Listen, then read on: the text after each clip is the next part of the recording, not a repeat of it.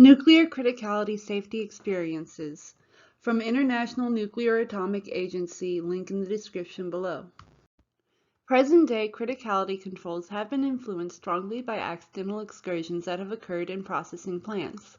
The effectiveness of resulting controls is suggested by the fact that there have been few incidents since the cluster that occurred between 1958 and 1962. There have been 7 supercritical accidents in the chemical process equipment, but none associated with mechanical processing, storage, or transportation. All occurred with aqueous solutions. 4 involved highly enriched uranium and 3 involved plutonium. 2 of the excursions took place in shielded areas designed for processing irradiated fuel. Consequently, personnel were protected from the direct radiation. The consequence of these 7 accidents have been 2 deaths, 19 significant exposures to radiation, no equipment damage, and negligible loss of fissile material.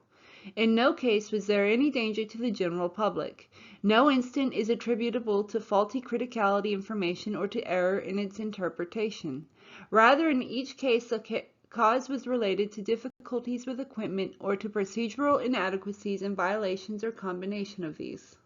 Before proceeding from these general remarks to more specific features of the accidents, it may be useful to picture the useful characteristics of a supercritical excursion in a solution. Typically, there is a Tuesian spike, which may or may not be followed by an oscillatory fluctuation of power, and depending upon the circumstances, secondary spikes or pulses may occur. The fission spike may be described as beginning with an exponential rise in power upon achievement of supercriticality.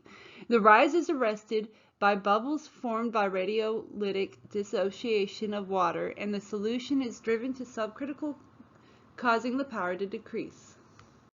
The sharp rise and fall in power, i.e. the release of energy at high power but limited to short duration, describes the fission spike.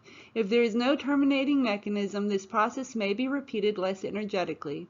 Ultimately, upon disappearance of the bubbles, increase in temperature and possible boiling may lead to quasi-equilibrium condition. This course of events is governed by changes in conditions that may occur, such as loss of material by splashing, by evaporation, or by continued addition. Of course, loss of solution or redistribution of material may terminate the reaction after the initial burst. The energy releases associated with the occurrences described below are expressed as number of fissions. For convenience, it is noted that 3 times 10 to the 16 fissions released 1 megawatt second, or 10 to the 6 joules, or 240 kilocalories, or 950 BTU of energy. Much of this energy is deposited in the solution as heat.